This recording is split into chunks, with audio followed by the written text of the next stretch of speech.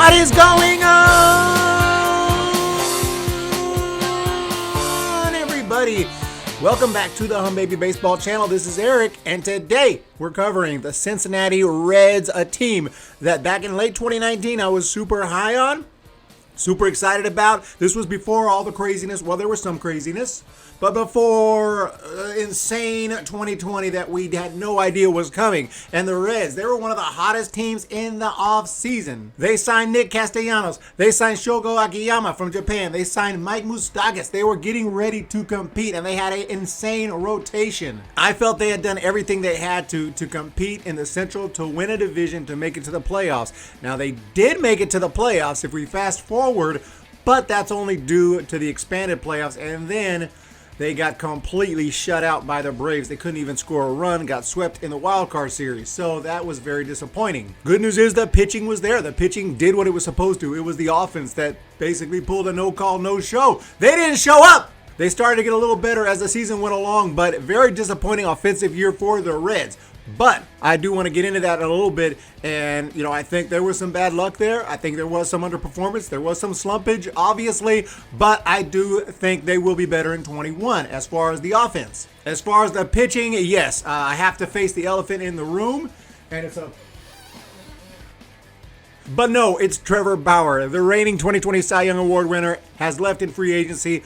He is a Dodger, and that sucks for me for more reasons than one. I'm a Giants fan, so obviously that is not going to be good, assuming he continues to pitch like he has. But as far as today's video, it doesn't help the Reds rotation, obviously, when you lose your Cy Young Award winner. But they still have one of the better 1-2 punches at the top of that rotation in the game, and I think there's still going to be a good rotation, and I like the bullpen. We're going to get into all that here and grade everything, but let's look at some of the new additions here. Although they haven't signed any super top-tier free agents, they've been a little bit busier than people might think, including signing Sean Doolittle, a very familiar name, 34-year-old relief pitcher.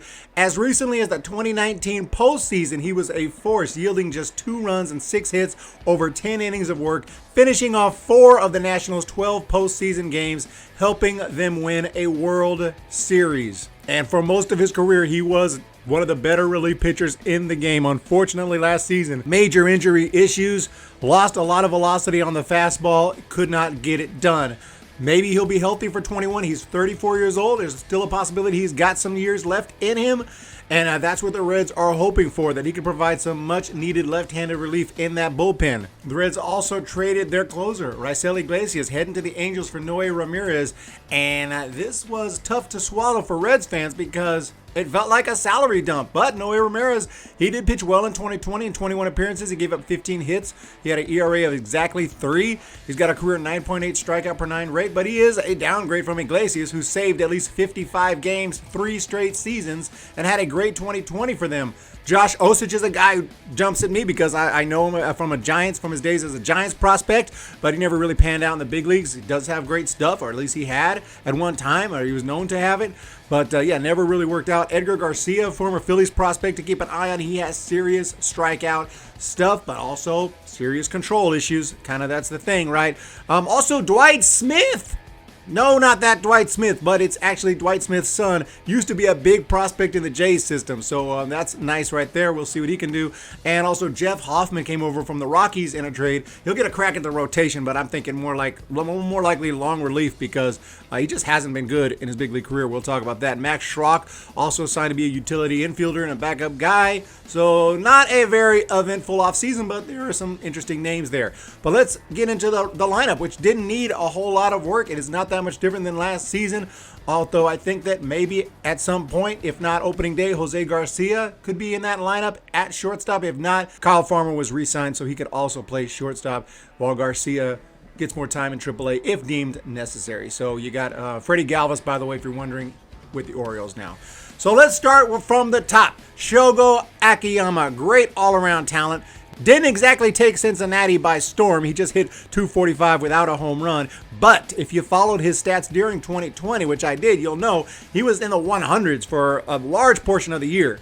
And all of a sudden he ended at 245. That tells me he was hot down the stretch. And I looked into it, and he was. Over the last 25 games of the year, he hit 319 with a 453 on base. Looked like he had found a comfort zone. Tells me there's a good chance he'll be better in 21, and he's going to give you great defense and speed no matter what. And he could platoon with Nick Senzel. Nick Senzel is still there, and we could see both those guys out there. But next is Nick Castellanos, who has a beautiful swing, generates a ton of power to all fields, crushed 14 home runs and just 218 at-bats. His average was down at 225. I don't think it's going to be that low over a full season. He should easily be able to top 35 home runs, be around 250 in 21. Then Joey Vado, slowly declining with age, and at 37, I don't know fully what to expect, except he'll get on base. That's what he does. He has an elite eye, an elite feel for the strike zone. And despite a 226 average in 2020, he had a 354 on base and an 800 OPS. Then you got Eugenio Suarez, who can demolish a fastball but struggles with breaking balls. So he'll have to improve on that 202 batting average last year.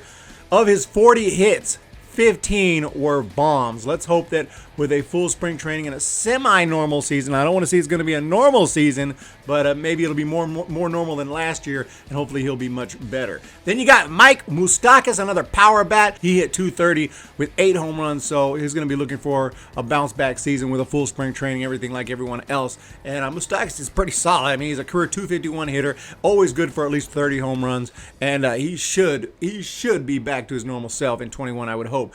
Then Jesse Winker, another nice power bat, struggles against lefties, so the Reds may want to find a platoon partner like maybe Aristides Aquino is a guy that I was just like thought was the next greatest thing when I saw him in his early big league experience. He was just crushing home runs like crazy. Turned out he does have a little hole in his swing, and he's not as good as maybe I thought. He went 8 for 47 in 2020.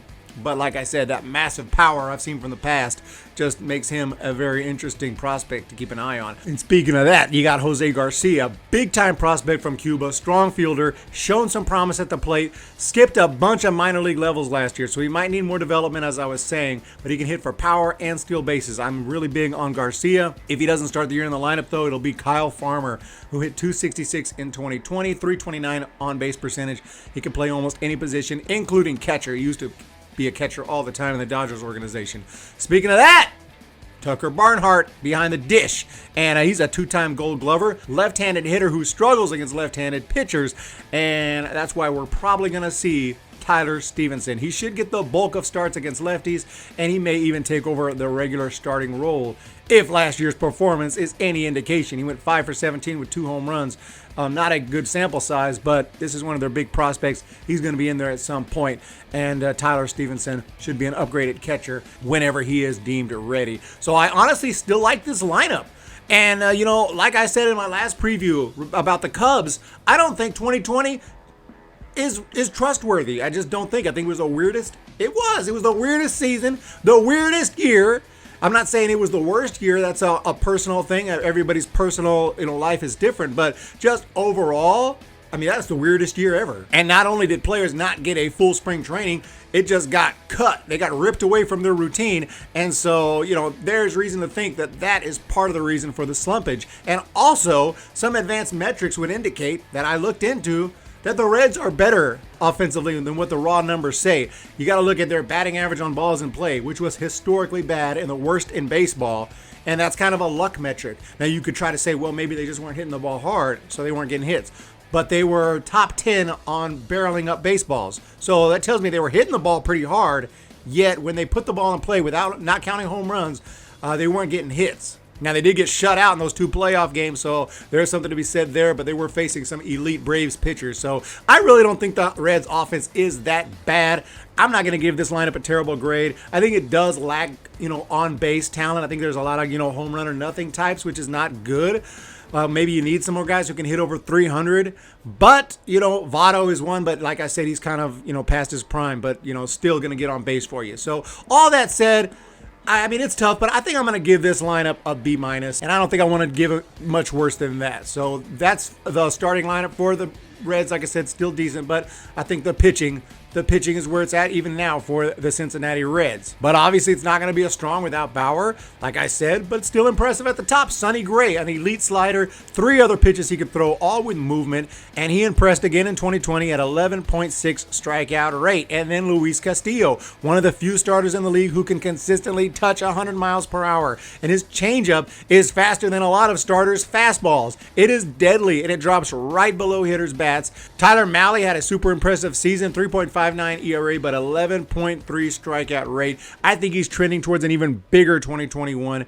He proved himself more than worthy of a rotation spot. And then Wade Miley, who struggled with injury in 2020, wasn't that great, but back in 2019, he was 14-6 with the Astros, 3.98 ERA. Remains to be seen if he can repeat that. He's a cutter specialist. He's good. He's got good stuff, but he's got to be healthy. So jury's out on Miley. I have no idea what we're going to see. So that's kind of a question mark. Michael Lorenzen wants another shot at that rotation. Without the DH in 2021, hey, he's going to actually be an MLB bat in the lineup when he starts. So that's a huge thing right there. You got 9 hitters compared to the other team's 8 when Lorenzen starts. That means a lot. So he's got high 90s heat, 4.28 ERA last season. We'll see how he does. I think it's awesome. I think that would be really cool if he is in that rotation. But Lorenzen and Miley, kind of question marks. So you're definitely going to have more depth, and they have got some. Jeff Hoffman, I don't know if you consider that depth because career ERA is 6.4, and that's actually 3 points better than his 2020 ERA. Let's just put it that way. But you do have TJ Antone, and he had a great minor league career and only gave up 20 hits in 35 big league innings in 2020 with 45 strikeouts. Obviously, he can handle big leaguers, at least from that sample size. So if I had to guess, that would be the man. Antone should be the guy in that rotation if the original 5 does not work out. So if you need someone else, that's your man, I think. But hey, we'll have to wait and see. Obviously, spring training matters and all that. So, if Hoffman comes in and looks amazing, hey, he'll get the spot. All that said, I think this rotation will be good, but I think it could use another depth arm, another arm with big league experience who at least at one time was a quality arm and could potentially have another big season left in them. I think that they should do their research. I'm sure the Reds are looking into it. If they can get one more starter with experience just to be there, just to try to crack the rotation, I think that would be nice. Now, obviously, if they can get someone even better, that would be even better, but I don't know if they're in the market for that. So, yeah, I don't have a ton of faith in Wade Miley and Lorenzen. I think Lorenzen might be all right. I think he might be able to be in that rotation. TJ Antone is the guy that really keeps that grade decent for me. If they didn't have TJ,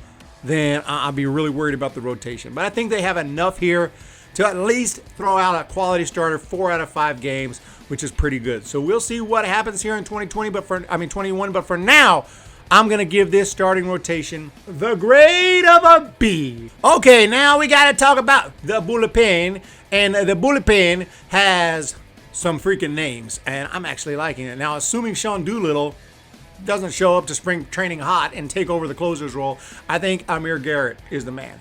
This 6'5", 239-pound machine figured things out after a couple of so-so seasons. He started to focus on that slider. He got rid of his changeup, and he is tough to barrel up. Opponents have a 1.25 average off his slider over the past 2 years, and in 2020 he had a 2.45 ERA, 26 strikeouts in 18 innings. Amir Garrett is huge. And then you got Doolittle. He's a bit of a wild card, like I said, but I think it's a great signing, just in case he has another big year left in that arm. Lucas Sims, great spinning curveball, one of the better curveballs in the game. Gave up just 13 hits last season over 25 innings of work, 2.45 ERA as well. In fact, their bullpen as a whole had just a 2.86 ERA down the stretch, down the final 23 games of 2020. So they're going to have some long relief options as well for those guys that don't make the rotation, like Jeff Hoffman, like Michael Lorenzen if he doesn't make the rotation. And there could also be some hidden weapons. There are guys that don't have a ton of big league experience, but were sick in the minor leagues and have great stuff, and they just need a sample size to see what they can do. Jose De Leon, Art Warren has barely pitched in the big leagues. These guys could be good. I think that there's a good chance they will be. And overall, I think that this bullpen is actually a lot better than people will give it credit for. I think it's pretty damn good. And it's going to need to be, because there's going to be a ton of very close games when you're taking on the Cardinals and the Cubs and the Brewers. You're not just going to blow those teams out, and they're probably not going to blow you out. The Reds, like I said, are good enough. They're going to hang in there, and they're going to need a bullpen. Now, if they had kept Iglesias over Ramirez, I might give this bullpen an A. But with that downgrade, and maybe drops to a B+.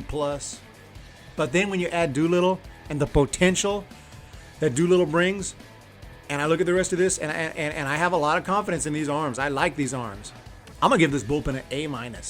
So there you have it. Maybe I'm still too high on the Reds. Some might say I'm still too high on the Reds, but I think it's a good team. I just do. I think that they could potentially still win the division if the Cardinals should falter. The Cardinals are obviously right now looking like the favorites.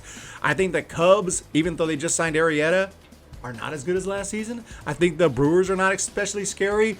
The Pirates, I don't want to be mean. But with a good-looking rotation, especially at the top, with a bullpen that I like a lot, and a lot of power bats that are going to bounce back in 2021, in my opinion, look for the Reds to be at least in a wild card hunt for a majority of the season, and maybe they'll be back in October.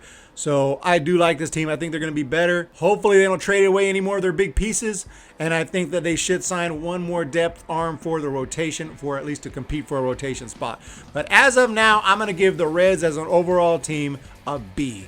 Can't wait for this season. Hope you guys have a fantastic day. Please hit the subscribe button. Please hit the thumbs up button.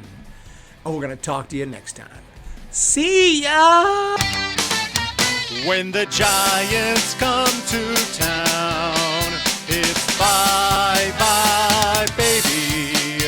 Every time the chips are down, it's bye-bye, baby. History's in the making at Oracle Park.